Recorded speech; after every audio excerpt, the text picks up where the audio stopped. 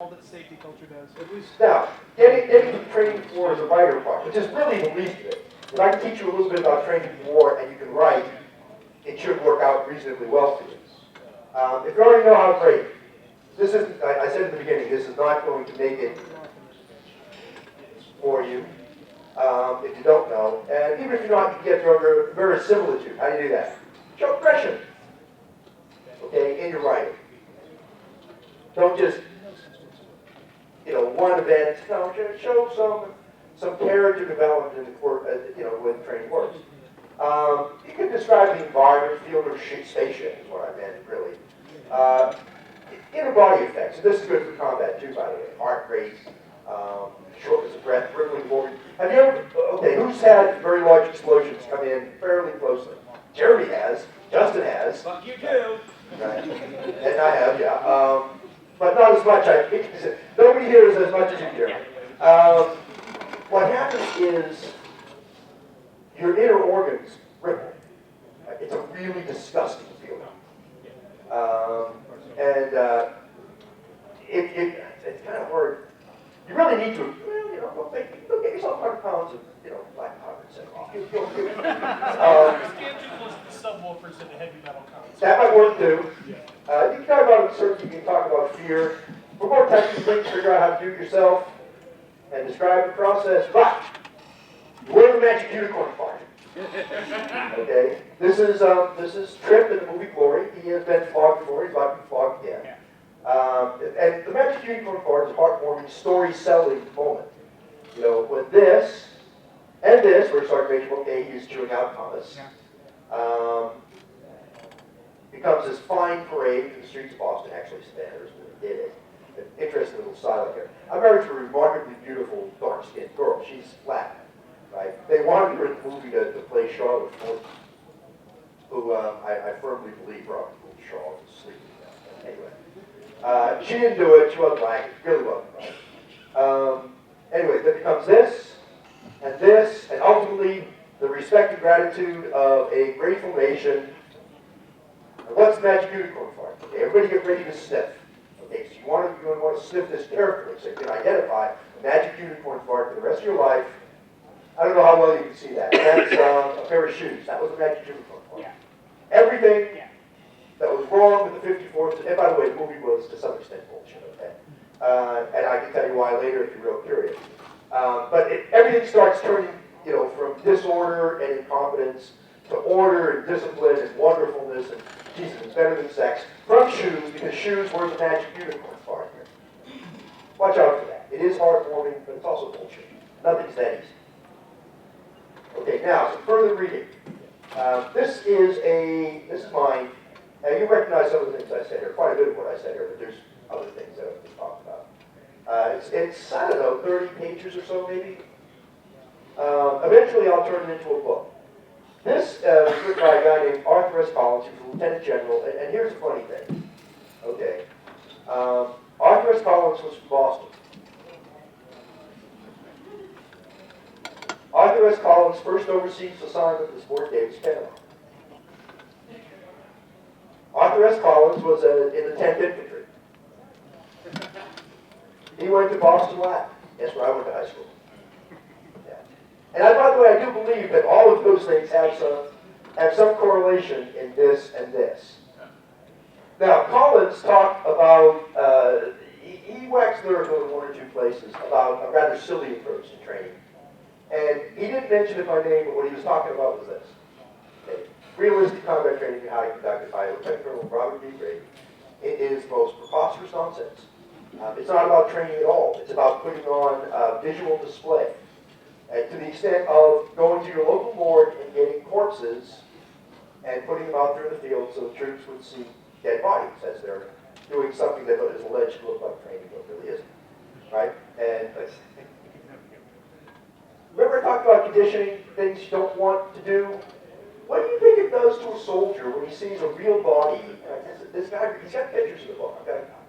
When he sees a body out in the field while he's training, I'll tell you what he thinks about it. Are they going to be as disrespectful to my body if I get killed? The Texas National Guard, when they had the airborne unit, did that. They use bodies.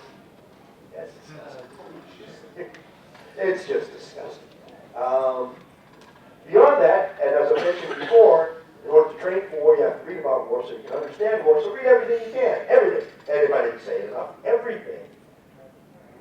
Because war is the art that subsumes all other arts and sciences. And before we get to the questions, this is my wife. I told you she's a good-looking girl. This is going to be a main challenge for me. Tony's getting the work on for, I think they're going to be 12 of them. I'm not certain. So, you know, that's going to be your bling in the future if we're going to the main events at ponds. I think it's going to be a challenge for them. Okay, your questions. Yeah. Worked with an Army unit, and the commander had officers go to Civil War battlefields. What would be the advantage of Civil War battlefields as an officer? Training appreciation. Moral factors. You can see, okay, for example, Gettysburg. Do you know why Little Round Top as opposed to Big Round Top? There's a bigger hill. Little Round Top had recently been forested, so you get Canada. You need to know things like that. Next one. Oh, come on, I'm not that good. Yeah, there you are. I've had conversations with some retired officers who are trained coaches. One's a Navy commander, one's a Marine Corps, I believe he got us colonel. And they've been, and a few others have been trying to change the culture of PT away from running to being strong, to kind of eliminate that running from the PT as much as possible, and want to change the PT test to be clean deadlift, at least your body weight, or 1.5 times your body weight, and they're pushing for. But they want to change that. That was a conclusion. Good idea. But that was what they were wanting, because that was their experiences in combat. Their endurance helped them not at all. Being strong enough to carry their stuff and move their guys. Yeah, the downside of that is you suffer some fairly severe wear and tear on your joints from some of the loads we've got people doing. Yeah, it does, but I would, Well, that's true. yeah, I would worry about building more strength and too much cost, so much as I worry about cutting the prosperous loads. Give me a book, man. I will note that the Rangers, of course, they have more of a budget than regular units do. The Rangers are doing much more individualized physical fitness assessment and training, and they're going away from the long endurance running and stuff like that. There's some Shane Grease, for those who don't know him, is a colonel in the Army. He had a post on his page recently about that if you follow the rabbit trails, you can, with his son competing in something, you follow the rabbit trails, you can find this new fitness program the Rangers are using. Let's give you another reason why they're doing that. But then, you can demand an X deadlift from a man. You chop out some of the girls that you're going to try. Right? We've done a lot of things like that. Yeah, Jeremy. What's your opinion on, you mentioned the dead weight issue. What's your opinion on especially, the not necessarily non-combat, but combat support elements, like the fucking ridiculousness of me wearing a full OTV, driving a truck. Right, the reason you're wearing the full OTV is protecting your commander's OER. Okay. You just have to understand that. Yeah. You don't get a book because that should have been obvious to you. So what you're saying, sir, is I made the right decision by taking it off as soon as the door was closed. Next. Don't answer that. The United States, I think we maintain 4 military colleges. Is that Three. three? Okay. And as well as war colleges. Well, they're different. There are a bunch of war colleges. There's the one in Carlisle. There's the one up in Newport, Rhode Island. There's Industrial College of the Armed Forces, which is the Air War College. Well, the Air War College is actually the CGSC level. I don't know what the Air Force calls their highest level. Industrial College of Armed Forces near DC, I think it's on forward. McNair. Is McNair? Okay. But, yeah, I lost track of the question. Well, I was just saying, we maintain, well, you know, the three service academies, do we really, in terms of leadership, do we really get the benefit from the service academies? No. In terms of cost benefits, what they cost? Not really, no. Ask Ken. Okay, so and is Casey still there? No. She went to the Air Force Academy, right? I would say what benefit we get from the United States Military Academy is largely accidental. West Point class of 2005, so when I cast stones, it's from within the walls. There are good things, but they're largely left over from days when West Point was more focused on its actual mission. Yeah, on producing an officer corps rather than producing a highly esteemed body of college graduates. Everyone gets seeing the money spent, it's just what we get. No, honestly, You're implying that college graduates are highly esteemed nowadays. yeah, well, no, it helped me get a job in the civilian. I went through NCO school back I was 3 days ago, class of 2012. and the big stress of the school I was supposed to Vietnam was training troops. That was the job of the NCO, was to train troops and make sure that they were ready for combat. And then you got to a line unit, right? Yeah, it was, sorry, yeah. But what I'm hearing now is that apparently is not the stress on NCOs anymore.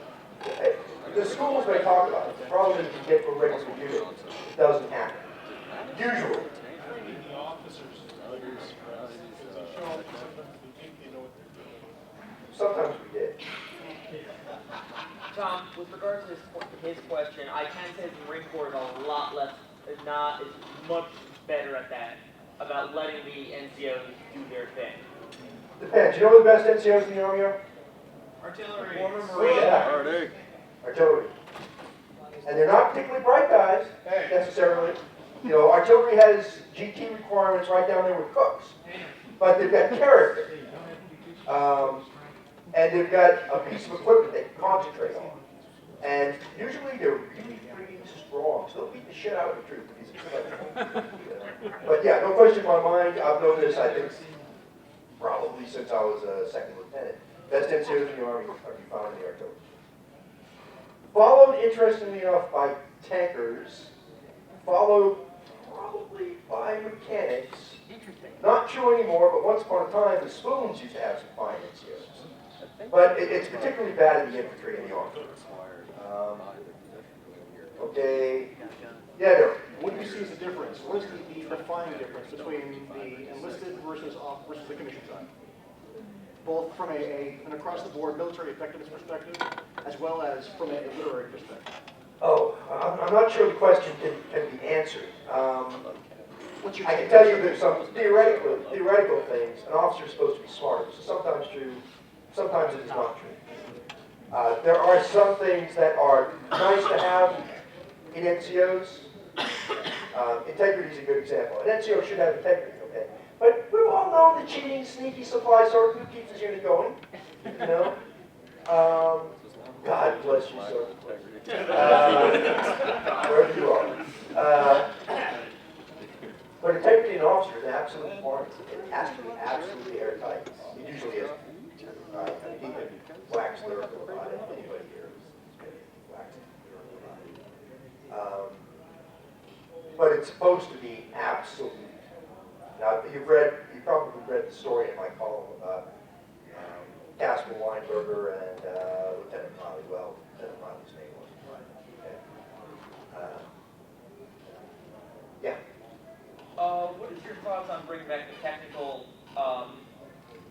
branch instead of up or out, keeping people at say a rank where they can progress, but not have any sort of leadership, not forcing them into a leadership role? Okay. Here's the problem with that. It's a personal management problem. It's a serious one.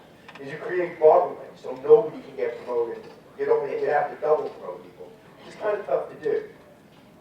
However, that doesn't mean it's necessarily a bad idea. I could see a certain percentage of positions being allocated to, well, I call them in the Desert Call Peace series, priority stacks. Where a guy who's a really, really great company commander, and he only wants to command companies. He's good at it and he likes it. Okay, well, you maybe make him a major and put him in charge of, at the time, it was a headquarters company.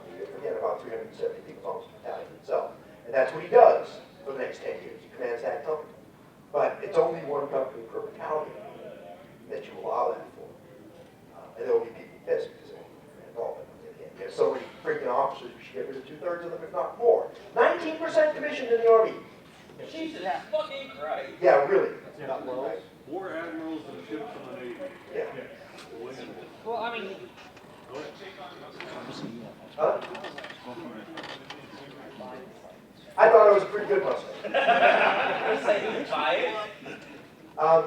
It's ups and it's downs, and this was true for me. And it's true for every Mustang I know. Every 2 years you were enlisted, it takes you about 1 year as an officer to change your mindset. Okay. Now I was 4 years enlisted. This is about certain. I went back to school. We had a guy in the company I was in Panama who had been in E7 with about 14 years in. I think he had to get a waiver for OCS. Okay. He never did learn to be an officer. Okay. It was just, he retired as a captain before he ever had time enough to change his mindset. In fact, he never could change his mindset. It was too late. So yeah, if you catch them, too early and they think they know some things that they don't, too late, and then they're never going to change mindsets. So do that now. Good question. Yeah. So just as a cake-eating civilian question, what is a everyday activity a civilian can do that is sort of a simple analog to training for war? Like if I wanted to go out and learn to race a boat with a crew, or activity You do some gutsy things, I mean, you do mountain climbing, you do skydiving, any of those things that, because I mentioned it up here in Aristotle, we become brave by doing brave acts. But again, in order to know how to train for war, you have to understand war, and for that, even if you're in the Army or the Marines, you have to read. So that's probably the most important thing you can do is read. Thank you. Yes, you have one. Somebody over there had it, I believe. Okay. I'd like to hear comments, if you saw the proposal for the subcommittee's investment release for Space Force. Yeah, okay. If we're going to develop a space fleet, We it have to needs have to be spaceships based first. on the Navy. The Navy is the service, and the most complex machines in human history are in any era are ships. Okay? The Navy knows how to manage and command these complex machines. The Air Force doesn't really know about command probably below the 06 level. Okay, they really don't. Think about, okay, a lieutenant colonel commanding a fighter squadron in the Air Force is commanding how many people? 50 or so. He's a platoon leader. He's not even a commander. And it's a remarkably easy platoon to command, to lead too, because it's all officers. Maybe, of course, you gotta have the vision followers. Yeah, it's unbelievably fucking stupid, and so difficult of a political solution in the modern United States. It should be Navy. So, I wanted to briefly touch on your comments about plenty and poverty and supply. One of my experiences in Ghazni back in 2011 was that when we went out for multi-day missions, one of the main drivers of our operations was making sure that everything was constantly topped up. All the batteries, and we had, forget how many batteries we had, how many damn gadgets. All the fuel in all the vehicles, all the water, and it had to be brought out from the FOB, no filters. All the rations, all the ammo, all the everything. So our operations could be described as glacial. I mean, we weren't going to catch the Taliban anyway, starting at 100 pounds on our backs. But it was just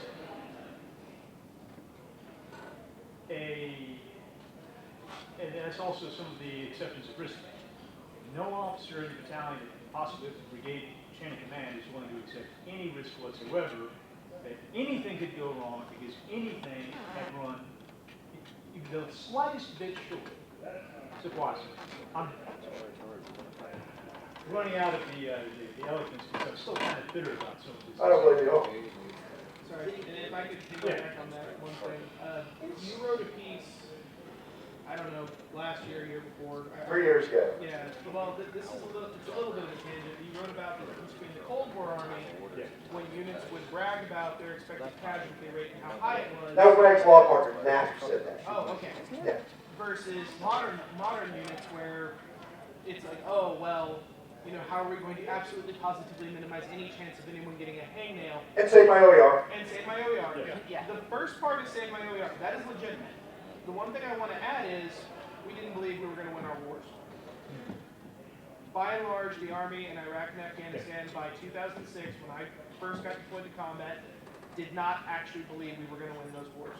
And if you don't believe you're going to win, Why are you doing it? why are you going to risk your soldiers' lives? Well, yeah, but if you don't believe, and that's a political issue. If we're not going to win, we have no business being there. Yeah, and like furthermore, like you could get excited about the idea of killing the insurgents because you hate the insurgents. But you get more risk adverse even if you're not a moral coward by nature, because you know the backing of your own political apparatus is just not there to finish the fight. And the previous administration, which is when I was in Afghanistan, the instant there was a casualty, everything turned into casualty. Yes. There was no other mission.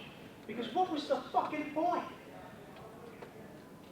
You know, The knife was so fucking far in our backs. in Panama, as a lieutenant, if we shot someone in the live fire range, I was an FSO. Yeah. You call in a fire mission, and you got, like, it's gotta go to fucking target administration. in Panama, as a lieutenant, if we shot someone in the live fire range, we kept them going in the live fire range while calling the dust up. Right. We were training than they were fighting in Afghanistan. Yeah, you, Richard. I guess taking that, some of the belief and the belief that we can win and even to some extent should win in our culture, how much of that is the mother's milk changing where Western Boomers. culture... Friggin' never sufficiently to be damned boomers. I mean, is that an aspect of it where Western culture doesn't, We've by and changed. large, believe it deserves to win? Yeah, we've rotted, yeah, that's a part of it. But it's more not my little precious darling. Yeah. And I blame it, I'm a boomer. I despise my own generation for the most part. But, you know, I find myself with my grandkids. I'm not willing to let them take a chance. You know, I have to make myself, I mean, I bring them to the range and, you know, things like that. But I have to make myself just suck it up and let them take a chance. So they don't grow up stunned. Hold up, but he's next up. So about mother's milk, you're saying that they have to have people from mother's milk. What about people that are coming from other cultures or that weren't raised, that were actively trying to reject their birth mores and adopt something else? Is there a way to foster that or to encourage that? You can try. I'm not going to hold my breath on it. A lot of times, just being in a different environment can help. But I'm not too sanguine about the prospects of success. Okay, it can happen. I mean, you know, I've met most of the Arabs are pretty worthless. You know, decent, more decent people, and frankly, frequently quite brave.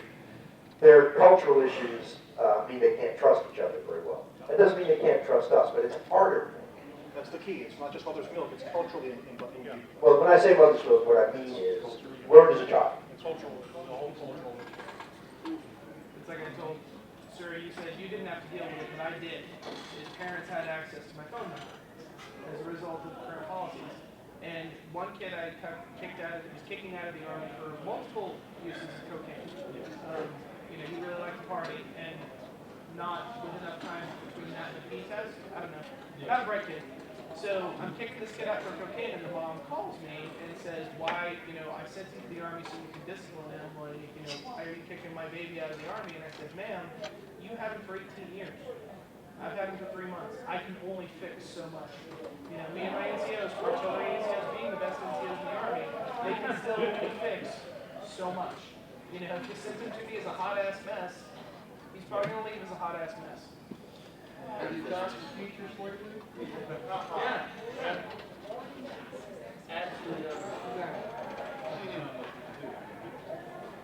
Just an aside, I think we were the only family in our neighborhood that let our child climb trees. What the hell? We'll go on mute, please. Okay, Dan, who want, okay, we're far out of time, so I'm supposed to just sign some books. Who wants a book? Okay, take you some people some books. Alright. Yeah, get rid of the girls, girls get books. Amazon Legions for the Amazon. Great documentary about that. I'll let you slide over. Chosen. Yeah. Have you seen it? I haven't seen it, actually, I've read. There are certain conditions that have to be met for draft to work, and we can't. It doesn't have it, okay. So they never, at that time. It's kind of pointless for